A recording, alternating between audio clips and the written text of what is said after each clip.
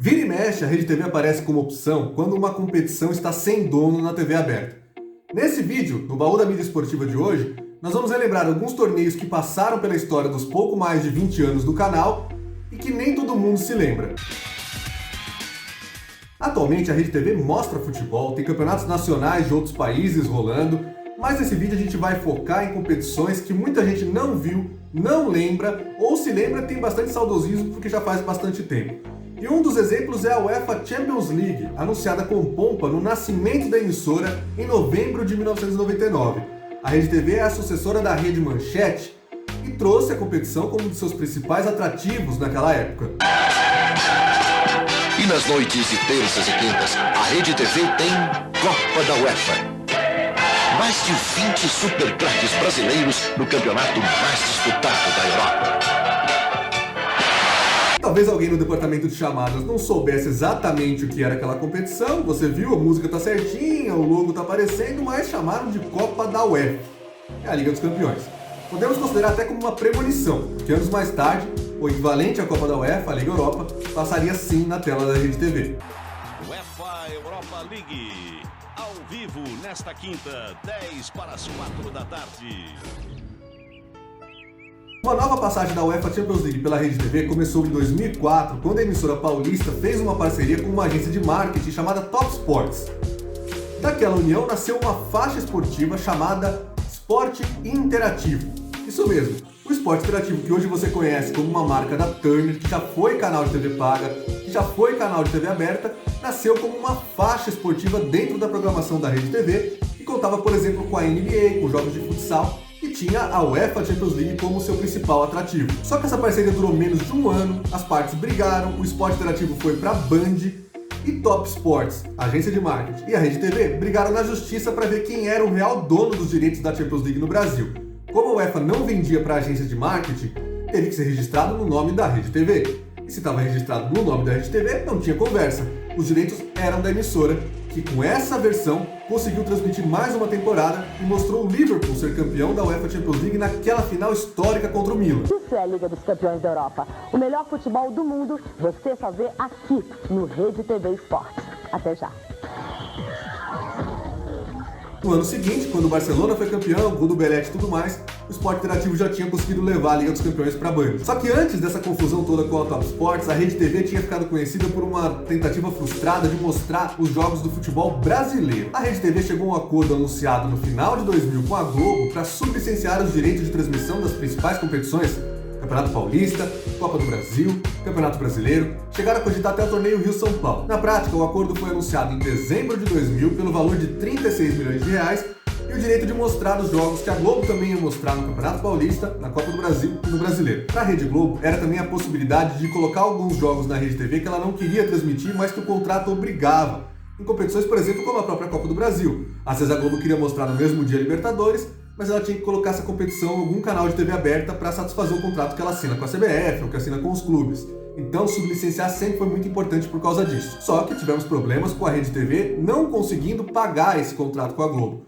Eles até anunciaram que venderiam as cotas de publicidade por cerca de 15 milhões de reais, mas do anúncio à realidade ocorreu uma distância muito grande, a Rede TV não conseguiu e em fevereiro, um mês depois do início das competições, quando a Rede TV queria assinar um contrato, inclusive para transmitir em modo de sublicenciamento os desfiles das escolas de samba de São Paulo e do Rio de Janeiro, aí esse contrato atrasou, o do futebol também foi afetado, chegaram a cogitar que a Globo ia repassar os direitos para a Record ou para a Band, mas o que se chegou a acordo foi para que o vencimento da parcela que a Rede TV estava devendo fosse jogado lá para frente e a emissora pudesse transmitir até o final o Paulistão, que foi vencido pelo Corinthians, e a Copa do Brasil, que foi vencida pelo Grêmio no Morumbi contra o próprio Corinthians. Então a Rede TV teve um semestre ali de mostrar as principais competições do futebol nacional, mas na hora do Campeonato Brasileiro não teve jeito, a emissora largou, chegou a tentar repassar ela própria, a Rede TV, para a Record e para a Band, ninguém quis, e o resultado foi que a competição, a Série A de 2001, que teve 28 times, foi uma herança da Jovem Lange ainda, acabou sendo exibida com exclusividade pelo Grupo Globo,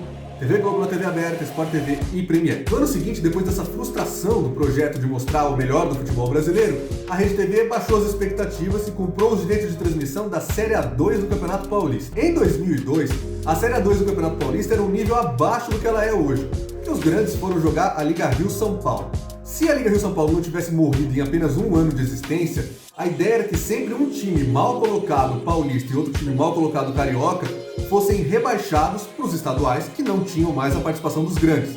No caso de São Paulo, porque no Rio de Janeiro eles disputaram mesmo assim. Em São Paulo, com isso, se você for pensar como um time de Série A2, cujo objetivo é sempre estar entre os grandes, ela passava a ser um terceiro nível do futebol. Você tinha que subir para a Série A1, na Série A1 fazer uma grande competição, ser campeão e aí sim disputar com eles lá na Liga Rio-São Paulo. Por sorte do futebol, isso acabou não acontecendo, né? Durou um ano só a Liga Rio-São Paulo e os estaduais voltaram ao normal em 2003.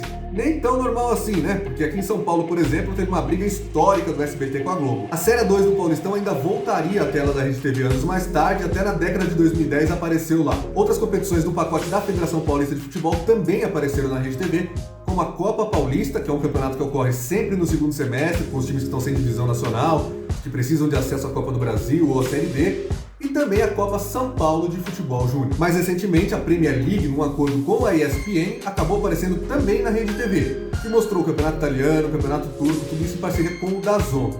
A Copa Sul-Americana acabou sendo a cereja do bolo, com uma transmissão de Racing e Corinthians. Na primeira fase da Copa Sul-Americana de 2019, a emissora conseguiu ficar à frente da Globo no Ibope por alguns minutos. E teve até sorte, porque o jogo foi para os pênaltis, que é coisa melhor para dar Ibope do que um mata-mata com pênalti. E tivemos também o show do quase.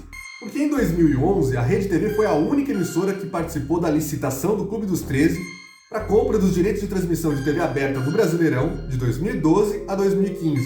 A Globo não concordou com o sistema que estava sendo feito e foi negociar clube por clube. A Record queria participar da licitação, achava que ia ganhar da Globo, mas quando viu a emissora seguir por um outro caminho das negociações individuais, saiu também da competição do Clube dos 13. Sobrou para a Rede TV, que foi inclusive anunciada como vencedora da licitação. A Rede TV venceu hoje a concorrência pelos direitos de transmissão dos jogos do Campeonato Brasileiro nos próximos 3 anos. A emissora que fez a maior oferta financeira da história do futebol no país vai levar ao telespectador jogos em alta definição e tecnologia 3D.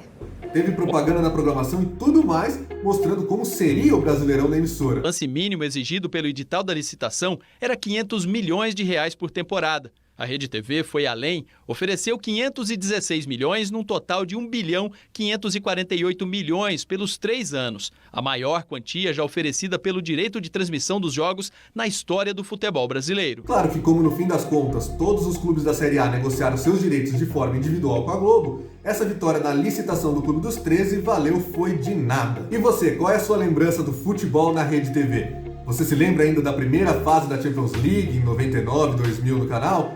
Você se lembra da fase esporte interativo?